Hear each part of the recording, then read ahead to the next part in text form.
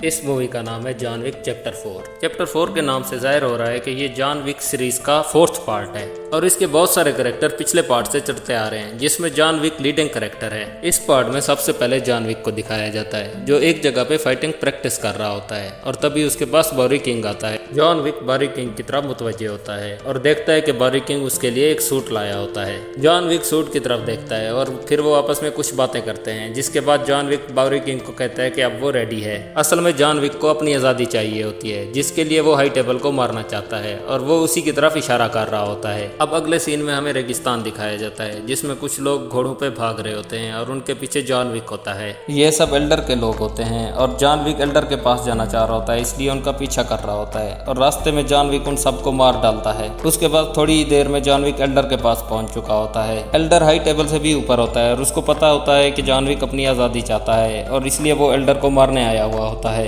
Elder John Wick को बताता है कि अगर उसने उसे मार डाला तो हाई टेबल उसको कभी भी नहीं छोड़ेगा और वो कभी आज़ाद नहीं हो पाएगा। जॉन विक एल्डर को देखकर कहता है कि मुझे पता है और फिर भी वो एल्डर को गोली मार देता है। अब अगले सीन में न्यूयॉर्क का एक होटल दिखाया जाता है, जिसमें हाई टेबल का एक आदमी विंस्टन से मिलने आया हुआ होता है। वो उसे 1 घंटे का टाइम देता है और बताता है कि हाई टेबल उससे मिलना चाहता है। यह सुनकर विंस्टन परेशान हो जाता है, मगर उसके पास और कोई रास्ता नहीं आता। विंस्टन अपने दोस्त शेरन के साथ मार्कस से मिलने चला जाता है। मार्कस हाई टेबल का नया लीडर बन चुका होता है, जो हाई टेबल को मुकम्मल तौर पर कंट्रोल कर रहा होता है। असल में मार्कस ने विंस्टन को जॉन विक को मारने का टास्क दिया हुआ होता है, जिसमें वो नाकाम हो जाता है। मार्कस अब बहुत गुस्से में होता है। शेरन उसको एक्सप्लेन करने की कोशिश करते हैं, मगर इस सब का कोई फायदा नहीं होता क्योंकि जॉन विक जिंदा होता है। मार्कस अब हाई टेबल का लीडर होता है, इसलिए वो किसी की भी गलती को माफ नहीं कर सकता। इसी के साथ उसकी 1 घंटे की दी हुई मोहलत भी खत्म हो जाती है, जिसके बाद वो विंस्टन के होटल को बम से उड़ा देता है और शेरन को गोली मार देता है। ये सब देखकर मार्कस बहुत दुखी होता है, मगर वो कुछ भी नहीं कर पाता। अब मार्कस वहां से चला जाता है और अगले सीन में केन को दिखाया जाता है। केन की बेटी पेरिस में वैलन बजा रही होती है, जिसको केन आराम से बैठे सुन रहा होता है। उसके बाद केन को मार्कस के पास दिखाया जाता है। मार्कस जानता है कि केन एक ट्रेंड असैसिन किलर है और वो जॉन विक का दोस्त भी है। अब मार्कस केन को कहता है कि उसे उसके लिए कुछ काम करना होगा, जो सुनकर केन फौरन मना कर देता है। मार्कस केन को कहता है कि मैं तुम्हारे बारे में सब कुछ जानता हूँ और तुम्हें हर सूरत मेरे लिए जॉन विक को मारना होगा, नहीं तो मैं तुम्हारी बेटी को कत्ल कर दूंगा। ये सुनकर केन परेशान हो जाता है और उसे अपनी बेटी के लिए ये सब मानना पड़ जाता है। अब अगले सीन में ट्रैकर नाम के एक किलर को अपने डॉग के साथ एक होटल में जाते हुए दिखाया जाता है। ट्रैकर अकीरा से उस होटल में एक कमरा बुक कराता है। अकीरा उस होटल के मैनेजर शिमाजो की इकलौती बेटी होती है। अब दोबारा ट्रैकर को एक डायरी खोले हुए दिखाया जाता है, जिसमें जॉन विक की बहुत सी तस्वीरें बनी होती हैं, जिससे पता चलता है कि वो जॉन विक को मारने के लिए यहाँ पे आया हुआ होता है, क्योंकि हाई टेबल ने जॉन विक को मारने पे एक बहुत बड़े इनाम का ऐलान किया हुआ होता है।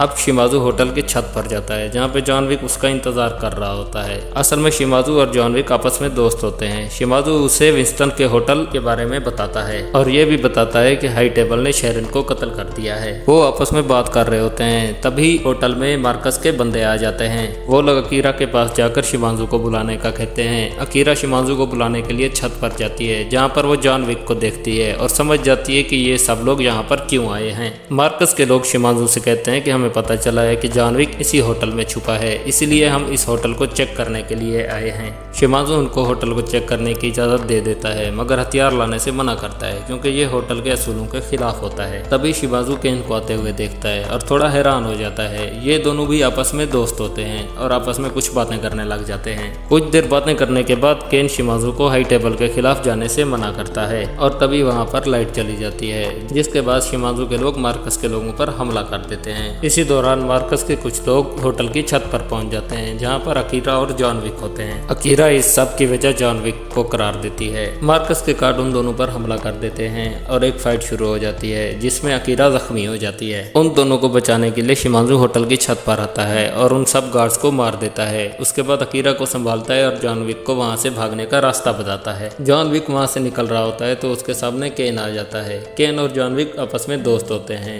मगर केन को देखकर जॉन विक समझ जाता है कि फिलहाल केन मुझसे लड़ने के लिए आया हुआ है। देखते ही देखते उन दोनों के दरमियान फाइट शुरू हो जाती है, जिसमें जॉन विक को केन को मारने के बहुत से मौके मिलते हैं, मगर वो उसको नहीं मारता और केन भी इस बात को समझ जाता है। तभी उन दोनों पर ट्रैकर हमला कर देता है और वो आपस में लड़ना छोड़कर अपनी अपनी जान बचाने लग जाते हैं, जिसमें जॉन विक वहां से निकल जाता है। ट्रैकर जॉन विक का पीछा करता है और अपने रास्ते में आने वाले हर एक को मार देता देता है और फिर उसका सामना जॉन विक से होता है। जॉन विक को भी पता होता है कि ट्रैकर उसे ही मारने आया है। उन दोनों ने एक दूसरे पर गन पॉइंट की होती है। तभी ट्रैकर को कोई मैसेज आता है। ट्रैकर जब वो मैसेज देखता है तो उसे पता चलता है कि जॉन विक के सर का इनाम बढ़ा दिया गया है। तब वो थोड़ी देर कुछ सोचता है और फिर जॉन विक को वहां से जाने देता है। दूसरी तरफ होटल में दिखाया जाता है कि केन ने शिमांजू के तमाम लोगों को मार दिया होता है। अब वो अकीरा और शिमांजू को वहां से दूर चले जाने का कह रहा होता है, मगर शिमांजू केन की बात नहीं मानता और उसे एक फाइट चैलेंज दे देता है। जिसके बाद केन और शिमांजू में एक जबरदस्त फाइट होती है और इस फाइट में शिमांजू मारा जाता है। उसके बाद केन अकीरा के पास जाता है और उसे कहता है कि मैं तब तक तुम्हारा इंतजार करूंगा जब तक तुम अपने बाप का बदला लेने नहीं आती। उसके बाद बावरी और विस्टन को एक साथ दिखाया जाता है जो लंबे अरसे बाद मिल रहे होते हैं। वो कुछ बातें करते हैं और उसके बाद हाई टेबल से बदला लेने का जिक्र करते हैं। फिर ट्रैकर को मार्कस के पास दिखाया जाता है जो उससे कुछ डील कर रहा होता है। शुरू में तो मार्कस को ट्रैकर पर भरोसा नहीं होता, मगर वो फिर उसकी डील मान लेता है। असल में ट्रैकर जॉन विक को मारने की डील करता है, जिसके बदले में मार्कस को ट्रैकर को $25 मिलियन देने होंगे। अब अगले सीन में जॉन को विंस्टन से मिलते हुए दिखाया जाता है, जहाँ पे वो शेरन की मौत पे एक दूसरे से दुख का इजहार करते हैं। इसके बाद जॉन विंस्टन को मार्कस का बैज दिखाता है जो उसने लड़ते वक्त उसके आदमियों से उठाया था, जिस पर विंस्टन उसे बताता है कि अब मार्कस ही हाई टेबल का नया लीडर है।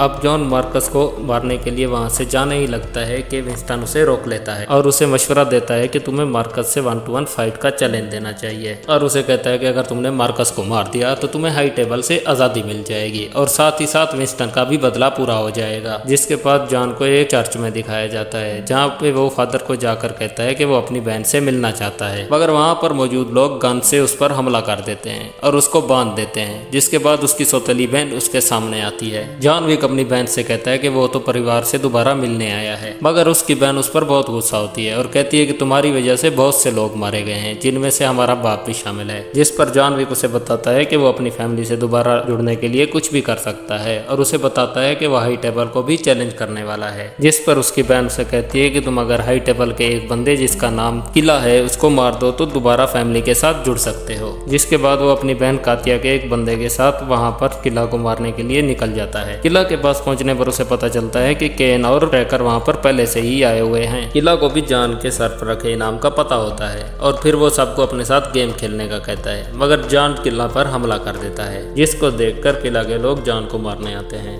मगर केन और ट्रैकर उन सबको मार डालते हैं। तभी किला वहां से भाग जाता है और जॉन उसके पीछे भागता है और उसको छत से नीचे गिरा देता है, जिससे वो मर जाता है। वो किला का एक दांत निकालकर निशानी के तौर पर अपने साथ ले जाता है। अब जॉन अपनी बहन कातिया के पास वापस जाता है और अपने बाजू पर एक टैटू बनवाता है, जिससे वो दोबारा अपनी फैमिली के साथ जुड़ जाता है। अगले सीन में विंस्टन को दिखाया जाता है जो मार्कस के पास गया होता है और उसे बताता है कि जॉन अपनी फैमिली के साथ जुड़ चुका है और वो तुम्हें डुअल चैलेंज देने के लिए आ रहा है। ये सुनकर मार्कस थोड़ा परेशान हो जाता है, मगर उसके पास और कोई रास्ता नहीं होता। वो इस बात को एक्सेप्ट कर लेता है और कहता है कि रूल वो बनाएगा। विंस्टन भी इस बात को मान लेता है और कहता है कि अगर जॉन जीत गया तो वो अपना टेबल भी हाई टेबल से वापस ले लेगा, जिसका मैनेजर वो खुद होगा। मार्कस भी इस डील को एक्सेप्ट कर लेता है। अब वो हाई टेबल के सबसे बड़े ऑपरेटर्स के पास पहुंचते हैं, जहां पर गेम के रूल डिसाइड होते हैं, जहां पर मार्कस बताता है कि उसकी जगह केन लड़ेगा। उसके बाद वो एक जगह डिसाइड करते हैं जहां पर उन दोनों को सूरज निकलने से पहले पहुंचना होगा और अगर उनमें से कोई भी वहां सूरज निकलने से पहले ना पहुंच पाया तो हाई टेबल उसको मार डालेगा। और डिसाइड होता है कि अगर जॉन जीत गया तो जॉन को हाई टेबल से उसकी आजादी और विंस्टन को उसका होटल वापस कर दिया जाएगा, जबकि मार्कस अपनी जीत के बदले सिर्फ जॉन की मौत चाहता है। उसके बाद केन और जॉन को एक चर्च में दिखाया जाता है जहां वो अपने पुराने दिनों को याद कर रहे होते हैं। तभी केन उसको बताता है कि उसकी बेटी मार्कस के कब्जे में है और वो उसके लिए कुछ भी कर सकता है और किसी को भी मार सकता है। उसके बाद जॉन वहां से चला जाता है। अब अगले सीन में विंस्टन और बारी जॉन के पास आते हैं और उसे एक सूट और गन देते हैं, जबकि दूसरी तरफ मार्कस जॉन को सूरज निकलने से पहले ही मारने का प्लान बना रहा होता है। इसलिए वो उस पर रखे इनाम की